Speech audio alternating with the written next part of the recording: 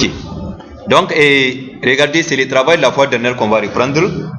Donc, on va réaliser la carte de la région du Maradi. Donc, je vais faire rapidement ce qu'on a fait la fois dernière pour afin de continuer sur là où on s'est arrêté. Donc, j'ai d'abord lancé ArcMap avec un document vierge. Donc, je vais d'abord enregistrer mon document ArcMap dans mon dossier de travail et je vais l'appeler carte de Maradi. Donc, j'écrase l'existant. Bon, de toute façon, je reprends le travail. Donc, maintenant, automatiquement, au niveau du catalogue, donc, il y a mon dossier formation ici qui est l'accueil. Ça veut dire le dossier de travail, l'espace de travail. Donc, je vais prendre les données directement et les ajouter. Donc, je vais prendre les régions, les villes et les départements, je les ajoute. Donc, je vais placer, bon, les régions sont déjà au-dessus des départements. Donc, je vais ajouter en même temps les réseaux routiers. Les routes, je les ajoute. Et j'ajoute aussi limite Niger. Voilà. Donc, à présent, je vais commencer la symbolisation de mes données. Comme je vais réaliser la carte de la région de Maradi, donc ça veut dire qu'il me faudra extraire la région de Maradi parmi les autres régions. Donc, je vais faire un ensemble de définitions, à savoir un masque sur la région de Maradi. Je double-clique sur le nom de la couche pour aller dans les propriétés. Je viens dans ensemble de définitions. Je clique sur générateur de requêtes et je fais nom région égale valeur unique Maradi et j'applique. Donc, j'ai extrait la région de Maradi. Sinon, il y a une autre possibilité. Au lieu de faire ensemble de définitions, je fais tout simplement afficher les noms de la région ou bien faire une sélection attributaire. Comme moi, je n'ai pas beaucoup de régions, je peux afficher les noms et choisir la région de Maradi. Et après, je fais créer une couche à partir des entités sélectionnées. Donc là, je viens d'extraire la région de Maradi parmi les autres régions. D'ailleurs, cette méthode m'arrange le plus parce que, en plus de garder les contours de la région de Maradi à beaucoup plus en relief, j'aimerais qu'il y ait aussi les amorces des autres régions pour montrer qu'il y a d'autres régions qui entourent la région de Maradi. Donc, je vais ramener région de Maradi en dessous des limites Niger. Donc, je vais choisir un remplissage creux avec une largeur de 2 pour la région de Maradi. Pour les autres régions, je choisis tout simplement un remplissage creux. Voilà. Donc là, j'ai la région de Maradi quand même qui sort du groupe. Elle est beaucoup plus remarquable. Maintenant, pour les départements aussi, je vais extraire ceux de la région de Maradi. Donc, je vais faire un masque sur les départements qui sont dans la région de Maradi. Je vais dans les propriétés de la couche département, je clique sur générateur de requêtes et les champs qui vont me servir de critères d'extraction, c'est le nom de la région. Donc, nom de la région égale Maradi. Voilà. Donc, là, j'ai fait un masque sur les départements de la région de Maradi. Donc, je vais afficher à nouveau la région. Maintenant, je vais faire une classification par valeur unique, selon le nom du département. J'ai choisi une rampe de couleur qui est assez vive et j'ai fait ajouter toutes les valeurs en prenant le soin de décocher toutes les autres valeurs ici et j'applique.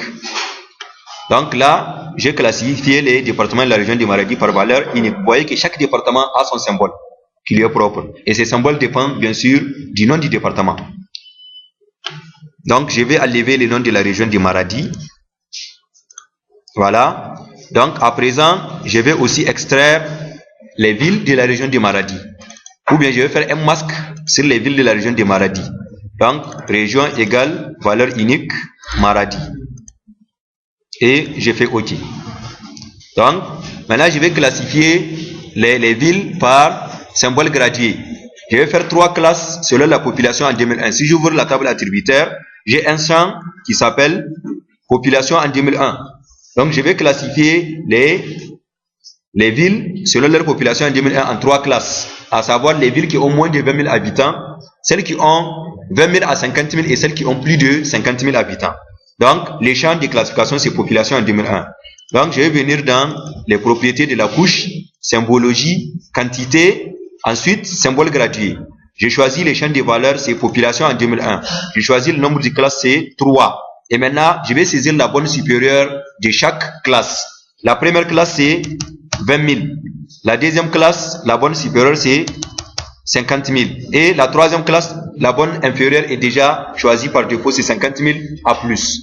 Maintenant, je remarque que les symboles les plus grands se retrouvent en dessous des symboles les plus petits. Donc, je vais inverser les tris et je choisis des symboles allant par exemple de 25 à 13. de 25 à 13. Après, je choisis un modèle de symbole. Je peux prendre le cercle 2 avec, par exemple, une couleur jaune, jaune foncé. Voilà. Maintenant, je peux changer les étiquettes à partir de là en écrivant ici plus de 50 000 habitants. Ici, j'écris 20 000 à 50 000 habitants. Et ici, c'est moins de 20 000 habitants. Voilà, j'applique. Donc, c'est exactement ce qui va apparaître dans ma légende. Regardez au niveau de la table de matière. C'est exactement ça qui va apparaître dans la légende de ma carte. À présent, je vais traiter la frontière internationale. Parce qu'il faut montrer que Maradi, c'est une région qui est à la frontière internationale du Niger. Par exemple, la frontière avec le Nigeria. Donc, je vais changer les symboles de la frontière internationale du Niger. Donc, je vais venir de modifier les symboles. Tout d'abord, aucun remplissage. Pour le contour, je choisis limite nationale. Et je peux prendre par exemple une couleur orange. Et j'applique. Donc, après avoir choisi les symboles, limite nationale, donc la largeur est de 5 par défaut, avec une couleur orange, j'applique. Donc là, vous voyez la frontière internationale du Niger qui est là. Là, on a la limite de la région de Maradi. Là, on a la limite des différents départements. Et ici, on a la limite des autres régions. Donc, maintenant, je vais passer au réseau routier. Pour le réseau routier, si je veux, je peux laisser le réseau routier tel. Mais là, on voit que il y a des débordements. Et c'est des débordements qui peuvent souvent être encombrants pour ma carte. Donc, je peux extraire juste les routes qui sont dans la région de Maradi en utilisant des méthodes de géotraitement. Parmi les méthodes de géotraitement, donc, il suffit de, pour voir les différentes méthodes, il suffit de venir dans les menus géotraitement. Donc, il y a d'abord la création des zones tampons. Donc, dans le cours, on a vu c'est quoi une zone tampon. Hein, c'est une zone qui se définit autour d'un objet, qu'il soit ponctuel, linéaire ou bien surfacique, à une certaine distance. Pour un point, ce sera un cercle. On est d'accord. Pour une route, ce sera une bande qui s'étend à la même distance de part et d'autre de l'élément linéaire, comme une route est linéaire. Pour un polygone, c'est une zone qui s'étend, c'est une bande qui s'étend, qu'elle soit à l'extérieur ou bien à l'intérieur du polygone, à la même distance, et qui fait le tour du polygone. Donc, il y a aussi des fonctions de découpage. Ça veut dire si vous voulez découper un thème en fonction d'un autre thème. Vous avez aussi des intersections. Vous pouvez faire les intersections entre les couches. Ça veut dire que quand les couches se coupent ou bien s'intersectent, après intersection, vous aurez la partie en commun des deux couches, qui sera dans une autre couche de données, ou bien dans une, voilà, donc qui peut être enregistré quelque part sur l'ordinateur. Vous pouvez aussi faire l'union, vous pouvez faire aussi la combinaison et la fusion. Par exemple, la fusion de deux titres fonciers. Donc, c'est deux parcelles qui sont voisines qu'on va essayer de fusionner pour avoir une seule parcelle. Voilà. Donc, moi, je vais prendre la fonction découper. Donc, une fois la fonction découper choisie, donc, quelle entité on veut découper? Les routes. Donc, j'ai choisi route. Quelle entité va nous servir de modèle de découpage? La région de Maradi. C'est ça les clips en anglais.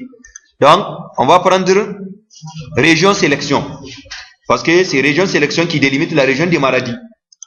Voilà. Donc, après, je peux enregistrer ma couche quelque part. Par exemple, je peux l'appeler route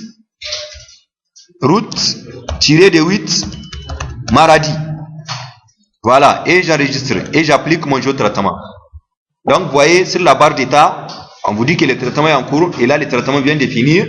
Maintenant, notre route, ou bien nos routes de la région de Maradi s'ajoutent automatiquement dans la vue, les voici.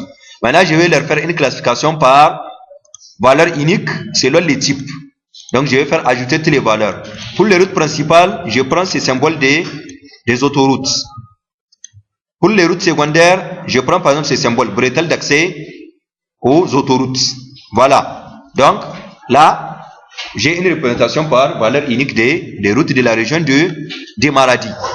On est d'accord? Donc, à présent, j'aimerais